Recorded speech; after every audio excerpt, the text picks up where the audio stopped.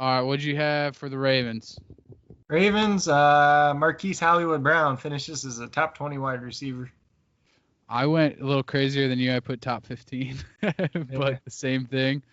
I feel like he's one of those guys that's either gonna explode or bust, but typically where you can get him, it's kind of worth it. I don't know. For me, during drafts, like the early rounds, you want those like established guys, and then it hits like mid to late rounds. Sixth, seventh round. It's like, why not start throwing darts at like who's either gonna explode or be worthless? Because a lot of times, like, even if you think you're going to get a worthless guy anyway, and he's just one of those guys that's, like, if he explodes, he's going to explode. Yeah, well, it's like where he's going, it's like you can take, like, him or you can take, like, an A.J. Green. It's like, well, A.J. Green's already 32. Right. Brown played last year. He only played, like, 40% of snaps or something like that. Yeah. And he still got, like, 4 or 5 targets a game pretty much, playing, like, not even half the snaps.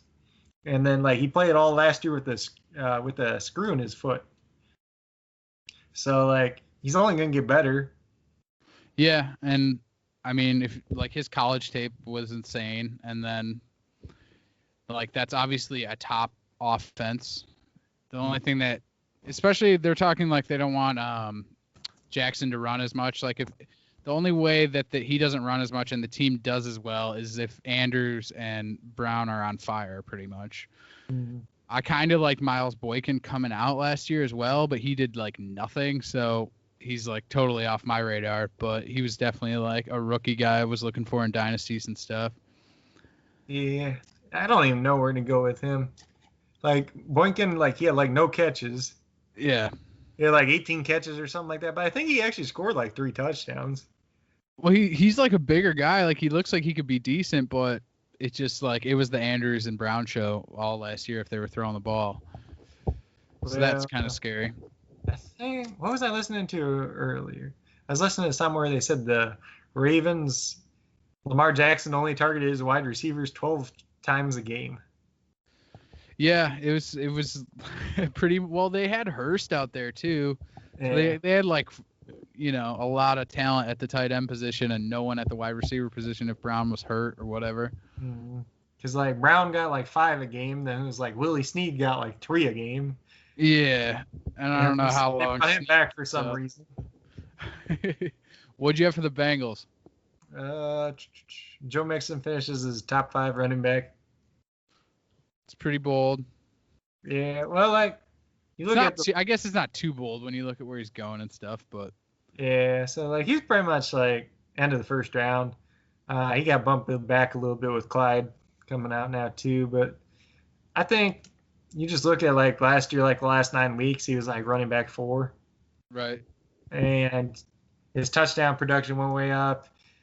If they want to throw the ball a lot more, they want to run kind of that Cardinals offense where they're a little bit more up tempo. So hopefully he stays in the game a little bit more and he gets some more receptions as well that way, I think. But then you look at last year, their offensive line was crap. You watch Mixon like run behind that offensive line. He was like juking one guy, like stiff arming another guy, and then diving forward for like 5 yards. Yeah, or just to get back to the line.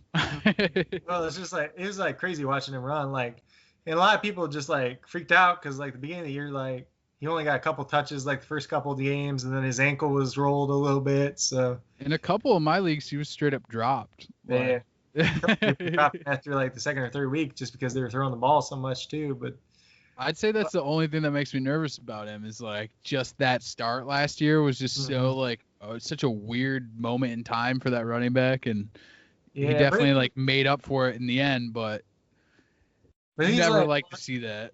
He's one of the most talented like running backs in the league. Like if you put him behind the Cowboys offensive line, he probably outperforms Zeke. I don't know about that. See, I think Zeke's probably, if I had to pick like the top runner, I would say Zeke's the top, like just straight up running back. But I don't know. I've always liked Mixon, especially like coming out and like I don't know. He had some weird scandal, right, where he got in trouble and then like he fell in the drafts, and I always was like, man, that dude's gonna be a stud. But I had Burrow as a top 10 quarterback, definitely bold, but I could see it possibly happening if the freaking wide receivers can stay healthy on that team. Like if AJ Green's actually AJ Green again, I feel like he could do it. Yeah, I don't know how much AJ Green's going to stay healthy, but even if AJ Green doesn't stay healthy, supposedly he's had a real good rapport with Tyler Boyd in camp and Auden Tate because they're the only two that were there. Right. Because Green's been hurt. T. Higgins had a hamstring injury too, and then John Ross, he went back to California because his son tested positive for COVID. Yeah, I saw that. I also read today though that Higgins has been like actually practicing again, and there's good news about that, but we'll see. I like Higgins like long term for dynasty. I still like John Ross this year. Like if he could just stay, like if he just stays healthy, because last year he played 8 games and he had like 500 yards and like 6 touchdowns. Yeah, he was on fire there for like 2 or 3 weeks too. He was like a hot pickup, and I mean they used high draft capital on him. He was like a first round guy, and he hasn't done much besides those games. But you're kind of like, healthy. What'd you say? He's good when he's healthy, but I mean, was he healthy at all the year prior though? Because he didn't do anything for like a year. I don't remember now.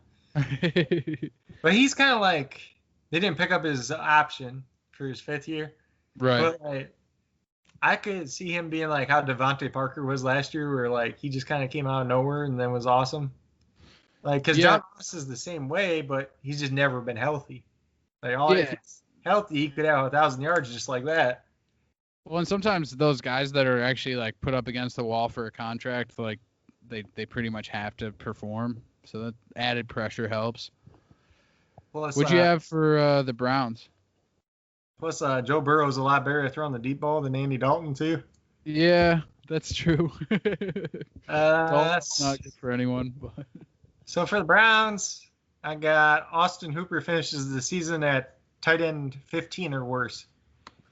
Yeah, I put Hooper as a bust under top 15 as well, which is funny. But I don't see the Hooper love. The whole Browns offense is a little nerve-wracking. I think they could be better than last year. I think they will be better than last year, but I don't think Hooper's anything like he was last year. No, Hooper was good because he was targeted so much last year in Atlanta. He's not a tight end that's a good athlete or anything like that. They mainly, so like, if you compare them to how the Vikings were last year, so you have Njoku and Hooper. So you say they're Rudolph and Irv Smith Jr. Irv Smith Jr. might be a little bit better than Njoku at this point. And Hooper's probably a little bit better than Kyle Rudolph at this point. But like the Vikings last year only targeted their tight ends like 90 times the whole year. And if you're going to split that up between 2 guys, there's no way like Hooper retains value. Yeah, and last year he just had a ton of targets. Like his whole value was the fact that Matt Ryan like was constantly looking for him. It felt like. Yeah, it was a safety blanket. But then and then like with the Browns, Odell Beckham's still going to get 7 or 8 targets a game because otherwise he'll cry. Landry's still going to get his targets. Kareem Hunt's still probably going to get 5 targets out of the backfield or the slot or wherever they end up playing him. And then it's just like, where's the tight end going to get their targets from? Yeah, and I don't think he becomes like a touchdown machine either. What did you have for the Steelers? I got Eric Ebron bounces back and finishes the season as a top 8 tight end. That's pretty bold. Yeah, well, like 2 years ago, he had, 13 or 14 touchdowns, 750 yards. Yeah, but that was when everyone on the Colts was dead. But Jacoby Brissett wasn't a good quarterback either. True. And Big Ben has loved throwing to the tight end for forever. And somewhat true. I don't know. Who was the tight end when it was Brown and Martavis Bryant? And I don't know. I've heard that about Big Ben a few times, but I can't remember the last time a Steelers tight end was actually that valuable. Well, like when Heath Miller was there for forever. Yeah. Like he was, you know how like Jason Witten always finished like barely as a tight end one. Heath Miller was like for forever just because Big Ben would always throw to him like in the red zone. But like you look at the like in the red zone, who are the Steelers going to throw the ball to in the red zone? They're not going to throw it to Deontay Johnson. They're not going to throw it at, like Juju's not great in the red zone. True. And then But they Ebron's got still the, have Vance, don't they? yeah, but he sucks. They didn't even want to use him last year when they didn't have another tight end though. Yeah, but I don't know. That whole offense was completely changed last year after Ben went down. So I don't know. I kind of throw out last year for the Steelers just because it seemed like they had no idea what to do after that. Yeah, like the only other guy that could be a red zone target for them, like I feel like when they get down close, there's Chase Claypool, and I don't know how much he's actually going to play. I got you. I could see them mixing up Ebron and Vance and like it just totally screwing both of them. I think they're going to use Vance more to block, even though he's not that good a blocker either. Right. Well, like if Ebron, he had the ankle surgery. If he's healthy and like he's super athletic for a tight end, and he's big, like I don't know, he's like the original Evan Ingram though. Yeah, as a Lions fan, I know all about Eric Ebron. His biggest problem is he just drops the ball too much. I had Juju top 10. I could see him getting back there. Some people, the 1 year he was like top 6 or something. I don't know if he gets back to that like target amount and that much, but I can see him top 10. He had like 146 targets, I think it was that year, and that's when they had Antonio Brown too. I think him playing in the slot more, like if he's going to play in the slot 100% of the time, yeah, it's going to help him a lot because then he's not getting that tough coverage. Yeah, well, they were talking about Claypool on the outside too. I just think they're going to definitely try to get him in the slot just because they know he's so successful there.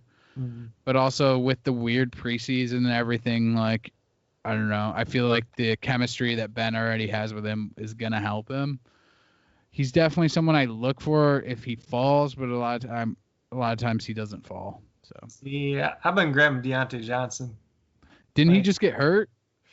Maybe. But, Big Ben's been hanging out with him like all off season.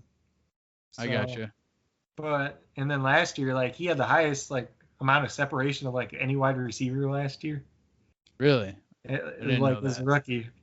But I don't know. He's just he's good, but we'll see how he does like facing the number 1 corner on the team too. Yeah, it depends how they move him all around, and I don't know. And you got old James Washington in there too. Yeah, that's true. He's just the big play guy though. Like he's just the deep guy is all he is though.